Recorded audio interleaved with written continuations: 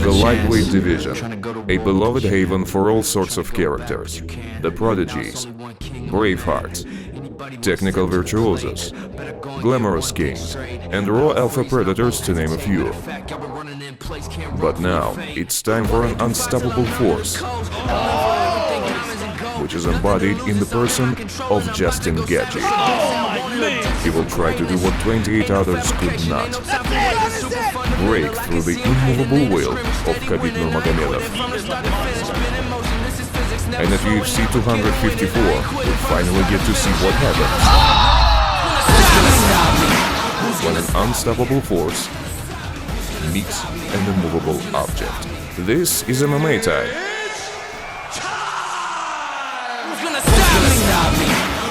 And today we're gonna break down the Nurmagomedov-Gaethje fight. Gaethje provides good cause for Khabib to fear tarnishing his immaculate track record in the lightweight division. On paper, Justin has the ability to beat the Dagestani warrior, but the question is, how can this be put into practice? Will this be enough for a working game plan, and what cardio should it take to fight like this? What kind of game plan should Gaethje employ? How should this precious preparation time be spent? More on strategy or more on conditioning and cardio? Let's figure this out. Justin Gaethje's style varies from match to match. He's proven he has a knack for adapting on an ad hoc basic, able to read his opponents and take advantage with his arsenal of skills and strategic savvy. But his biggest strength is pacing. And this definitely matters when fighting Khabib. His pacing is reminiscent of Robbie Lawler's in his prime, momentum gaining with each round, reaching terminal velocity at the end where only two outcomes are possible: decisive victory or a top 10 all-time UFC fight where both fighters leave everything in the cage. Comparing Khabib and Gaethje, it's notable that the rhythm and cadence of Justin's attacks are more stable, while Khabib's offense contains a significant element of unpredictability. Khabib can establish himself as the aggressor on the feet, explode with a takedown to gain ground control, take a break, then continue to attack and wear down the challenger through ground and pound, or standing with the opponent and trading strikes. In no particular order. This strategy helps Khabib in the long run. He doesn't exhaust himself, and the other fighter has difficulty getting the read on him. Time and time again, Khabib has dominated his opponents by keeping them confused and wearing them out. Gaethje needs to be aware of this, but may very well be able to overcome it. In order to know more about Justin's offensive approach, let's take a closer look at his skills. Defeat of Gaethje and his progress. Emerging as a journeyman brawler in the beginning of his career, he developed his style over time. For every match, win or loss, Justin finished it with a new takeaway that he could apply in future fights. Eddie Alvarez was the first fighter to take Justin down. It was in that moment when a methodical game plan against Gaethje was conceived. First, employing a high volume of light jabs. 2. Targeting the torso right from the get-go. 3. Baiting. 4. Clinching. 5. Utilizing 6 to 12 uppercuts. Alvarez baited Gaethje right from the start, causing him to twitch and react aimlessly. Eddie capitalized on these chances, spamming Justin with hooks and torso shots. Gaethje reflexively crunched inward, his arms trying to mitigate the damage of the body shots, often leaving his jaw exposed. Eddie grappled and clinched with his left hand, preventing Justin from establishing his pace. This helped Eddie defensively by blocking some of the attacks, and offensively he was able to deal more damage throughout the fight. Eddie had control over everything, except for the pacing. Gaethje hung in there thanks to his renowned low kicks. But this lack of technique was apparent, and the fight ended up with Alvarez overwhelming Justin and delivering a final blow via knee to the chin. The next big learning experience for Gaethje was the match against Poirier. A lot of his mistakes were rectified. Justin handled baiting much better. He became less predictable and showed a couple of the tricks he had picked up from Alvarez, like his famous clinch or even backflip. It wasn't enough to win, but a couple of moments in the fight it looked like Gaethje was close to finishing Justin. His last fight against Tony, though, shocked almost everyone. Obviously, Ferguson thought he was about to see the same Justin as always, but instead of head-first aggressive approach right from the start, this time Gaethje worked from counter-punching, an unanticipated move from a scrapper like him.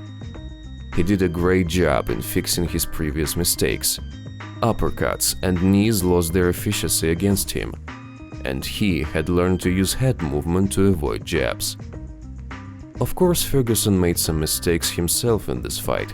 He chased his opponent with limited success and avoided punching his torso. Overall, he implemented just a couple of combos that had little or no effect on Justin, especially when Gaethje got more comfortable as the fight went on.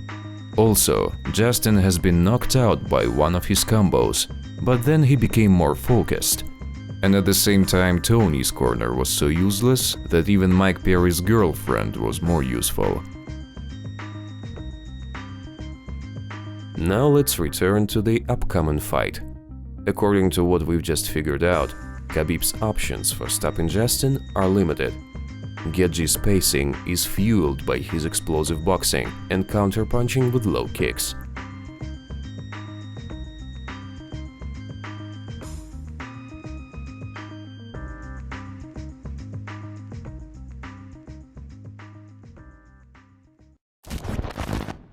The game plan for Gaethje. Gaethje should keep the momentum and focus on catching the champion off guard. Justin has proved multiple times that he is able to work both on offense and defense successfully. In the clinch, he has one of the most unorthodox and unavoidable weapons – low kicks. Gaethje is the only UFC fighter who can deliver dangerous low kicks at such a short distance. This also mitigates risk, as it helps prevent his opponent from taking him down. When taken down, he must exhaust Khabib by scrambling and standing up again as fast as possible. Striking should be a big surprise for Eagle, cause Justin's boxing is a thing of its own. His fight with Poirier proved that Gaethje is able to break down a strong defense, the same defense that Khabib uses. With any luck, he can exhaust Khabib by the end of round 4 and cover some serious ground through striking.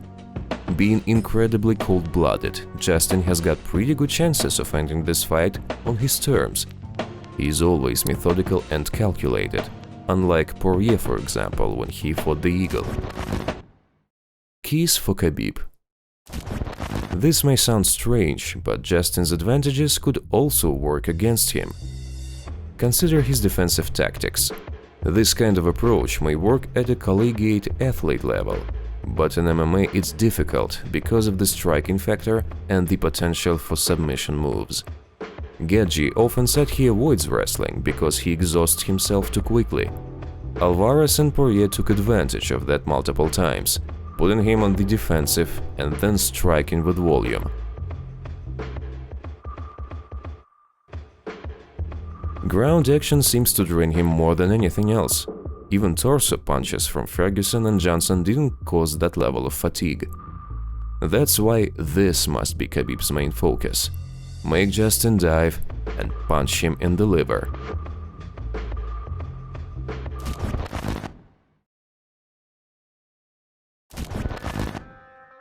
Nurmagomedov's game plan should be a lot like Alvarez's tactics, except torso hooks must be replaced with takedowns. First, Khabib has to keep his jab active and aimed at Gaethje's face. This should act as a consistent annoyance, irritating Justin and breaking up his rhythm. The goal is not to gain ground against the challenger, but to force him to expose his torso for attacks.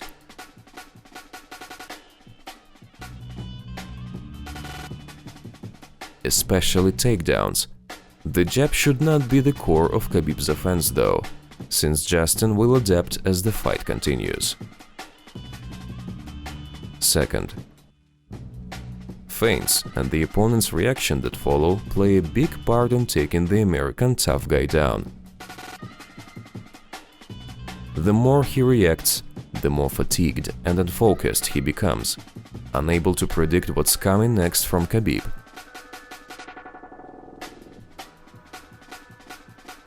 Three. Not using exhausting double-legs, but chaining single-color takedowns will be the key for Khabib to tire out Justin. Sooner or later, he'll be too tired from wrestling to get back up. However, while Gaethje is still fresh and able to stand the fight back up, using Eddie Alvarez's clinch is the key. Uppercuts are still a pretty useful tool against Gaethje.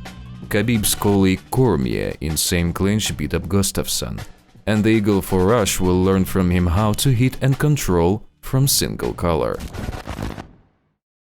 Verdict. The main question about the upcoming match is who's gonna fatigue first? Khabib, with all his attempts to perform a takedown, or Justin with his reactions and emphasis on defense? And how will Gaethje low kicks work for him? There is no doubt that Justin is the most dangerous opponent for Khabib, but the odds are still in favor of the defending, undefeated champion. Justin becomes tired really fast during wrestling. This is our take on it. Who do you think will win? Leave your thoughts in the comment section below and you'll see some of the correct predictions in our next video. If you liked our video, click a like button, smash subscribe and hit that notification bells.